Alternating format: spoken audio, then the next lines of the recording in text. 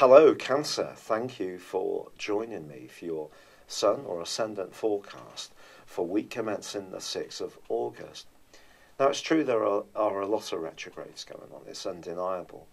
And two of those this week feature the North Node and also Mercury, which are in your sector of resources. So it is going to be important to try to micromanage the way you handle your money, but also in terms of being conscious of what's owed to you and really keeping an close eye on things. But at the start of this week, Venus, the planet of love, moves into an area which is very much to do with your environment. And Venus is to do with graciousness, it's to do with classy items, it's to do with objet d'art, which has a real kind of factor to it that gives us a sense of feeling really plumped up and really surrounded by warmth and nurture. So it could be some new cushions are in store for you, or you may consider some new furnishings or a redecoration scheme, but that has to work for you financially as well, I feel. However, of course, Uranus, the planet of the unexpected, has been clashing off and on with Mars ever since the second week of May, and it's been a really tough influence. And for you, Uranus has been in the part of your horoscope to do with your choice of friends, your future plans, which may have been quite switchback during that period of time. You may have been quite keen on a particular choice of action and then had a 180. And that kind of stuff may have been quite regular. Or perhaps new people have come into your world who are very interesting and different and stimulating, but some old people have gone out. But the clash with Mars, which continues this week, just suggests that anything to do with possessiveness, control, jealousy may be something that you find very hard to handle. Or perhaps it's something that you're experiencing from people around you, and that could also be something you're observing in their lives, but you're not enjoying seeing it happen. Perhaps you're more attuned to it, could make you angry and fiery all at the same time. But of course your default is to generally avoid confrontation in a direct way. And Uranus actually forges a very fine link with Saturn still.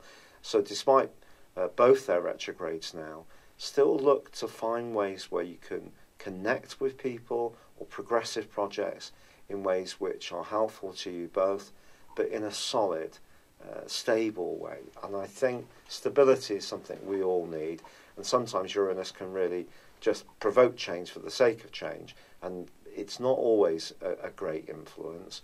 And by the end of this week, Mars actually inverts back into the sign of Capricorn, where it's going to be for the following month.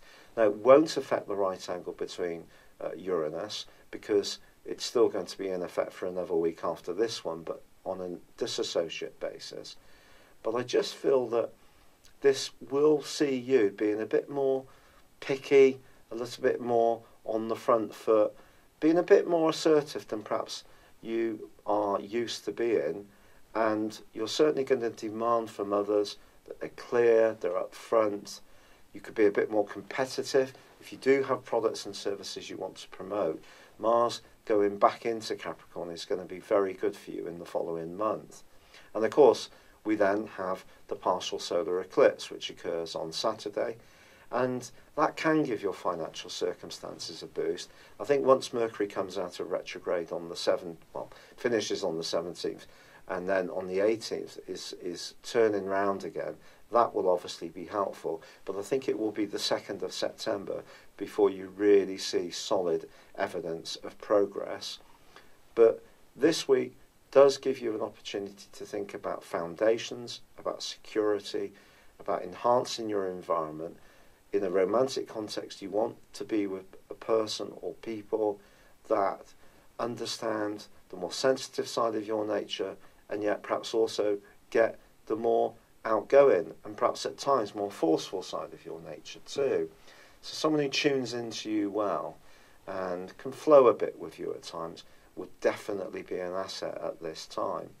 It's been a real pleasure being with you. I'm sorry if this video is a little late, so continue to be poorly, but thanks for bearing with me. It's been lovely to share with you. I'd love it if you would like, comment or subscribe to this channel if you've yet to do so already. Thank you. Hello Cancer, thank you for joining me for your monthly forecast for August for the Sun or the Ascendant. And this month begins with the Sun in the part of your horoscope to do with foundations. Now you also have Mercury in this location too, as well as the North Node. So it's an opportunity to think very carefully about how you can create greater security, stability, but also because of Mercury's retrograde, we have to be realistic that it's possible that if you're looking to increase your earnings in any way, that there could be some delays or some misunderstandings potentially. So really managing your communication around anything to do with resources will frankly be very important. But of course Jupiter, the planet of growth, continues in the most glorious part of your horoscope, your love sector, and that is going to be in a right angle with the Sun from the 3rd through to the 10th. So what does this mean? Well, it means that you could find yourself really tempted to be a little bit more extravagant, certainly perhaps even very generous. Now this could be to people who are very dear to you, a partner, your children, or it's possible that you may find yourself drawn more towards calorific goodies. So if you're visiting a summer barbecue, it may be rather hard to say no to that extra glass of Pimm's and that chocolate cake. But more seriously, this could also see you tempted to splash out on something, be more risk-taking about a project or an idea when it would be better to be more conservative with your resources. So although the Sun and the partial solar eclipse, which occurs on the 11th, can be entirely positive for you and give you a leg up over the next 6 months in terms of developing your talents and seeing more physical returns for all your hard work and enterprise, Mercury is something you do need to be careful about. Now, of course, Mars also is continuing its retrograde in the sign of Aquarius. But the interesting news is that it goes back into your opposite sign of Capricorn on the 13th, where it will be through to the 9th of September. So you've got a bit of a month, a slice of a month across 2 months, which is going to see you potentially being more combative in your approach to relationships or more desirous of finding exactly the right type of tie. But with Uranus continuing its right angle with Mars in the first 3 weeks of this month across Mars's inversion from the sign of Aquarius back into Capricorn, it's still going to be squaring up with Mars, even though they share the same triplicity on a disassociate basis. What I would be saying to you here is that Mars is making you quite desirous of intimacy, potentially, of a material success, of improving your lot in terms of business, but also being much closer to another person and collaborating on a very intimate basis. But with Uranus there as well, in any kind of intimate relationship, if your freedom, your independence, your ability to be a flowing spirit in your own image is being inhibited in any way at all, I do feel that there could be some sparks that fly this month. And that's because Uranus in the sign of Taurus through till November, before it comes back and goes full-time from the 19th of March next year for 7 years. Well, Uranus in Taurus is challenging the stability of Taurus. And this is the part of your horoscope to do with your future, your highest values, and also your friendships. So Uranus in this area could make you a little bit more restless around these areas, but also more open to new ways of doing things, being more innovative.